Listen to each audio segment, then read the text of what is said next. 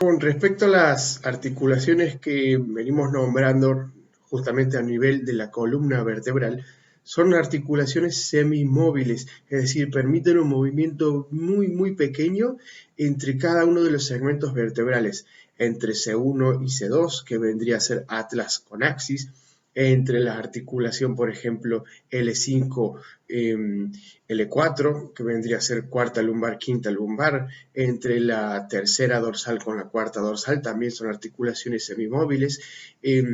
Sin embargo, el alumno se preguntará que por qué es una articulación semimóvil que permite tan poco movimiento si la columna, al generar un movimiento como por ejemplo de flexión o de extensión, es un movimiento bastante amplio. Bueno, básicamente se determina el grado de movilidad de acuerdo a cada segmento vertebral. Son pequeños grados de movimiento, pero la sumatoria en combinación de cada uno de esos segmentos hacen un movimiento bastante amplio, pero se los clasifica de acuerdo al movimiento entre una vértebra con otra. Por eso es una articulación semimóvil. Articulaciones fijas también a ese nivel encontramos las del sacro, S1 con S2, S3 con S4, las del coxis también. Bien, son todas articulaciones fijas.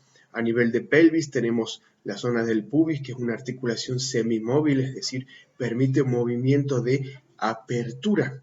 Bien, apenas 1 centímetro o incluso un poquito más, y esto es justamente en el momento del parto. Bien, en la mujer ese movimiento de apertura se da para el parto y facilita, por supuesto, lo que viene siendo el proceso de parto en la mujer.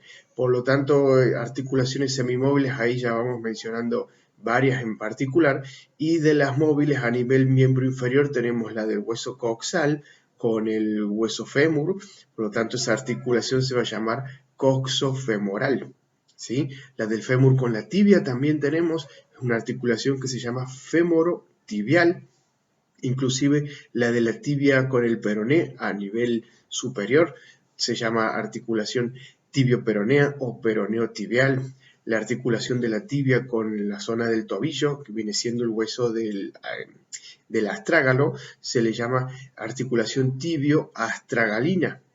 ¿Sí? O sea, es decir, unir el nombre de los huesos y ya tenemos el nombre de la articulación. Tibio-astragalina, o también se le dice astragalo tibial, peroneo tibial o tibio peronea. No hay algo correcto para decir, se puede decir de forma viceversa, así que no hay ningún inconveniente. Tenemos también las articulaciones entre los huesos del tarso. Recordemos que en el pie se llaman huesos del tarso, de tarso con metatarso, interfalángicas también. Entonces, son muchas las articulaciones a mencionar y el profesional tiene que saber también cuál es el grado de movilidad que permiten estas zonas a la hora de hacer algún tipo de movilización pasiva o estiramiento o stretching en la zona para no llegar al límite de la articulación misma, al límite anatómico, y forzar los medios de estabilidad de la zona.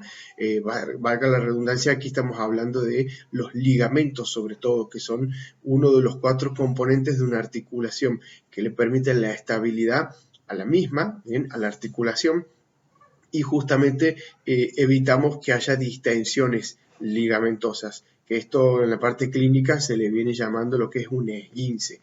Cuando supera el rango de amplitud articular más allá de su límite anatómico, el ligamento se va a estirar, va a generar dolor, edema, por supuesto, y también si hay algún tipo de solución de continuidad, es decir, algún desgarro a nivel de las fibras musculares, como es un tejido vascularizado, puede que también hemorragia interna, esto vendría a ser un hematoma. Si hablamos de la zona del tobillo, estamos hablando de un esguince grado 2 o grado 3. Por lo tanto, es fundamental que en una articulación se respeten los límites anatómicos. Entonces, siempre animo e invito al profesional a que pueda conocer lo que es la amplitud articular de las diferentes articulaciones, para no excedernos del límite anatómico y lesionar al paciente, sobre todo si se va a trabajar con zona de cuello, de espalda, de zona dorsal, de zona lumbar, porque los esguinces a ese nivel son importantes, son frecuentes, y muchas veces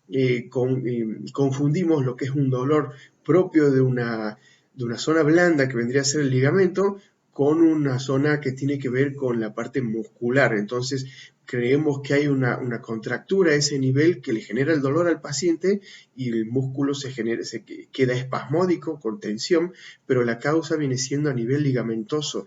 Entonces, el tratamiento es distinto, lleva mucho más tiempo y la recuperación es mucho más lenta que si fuese una contractura misma. Entonces, a tener en cuenta las articulaciones, su grado de amplitud y por supuesto respetar los límites anatómicos.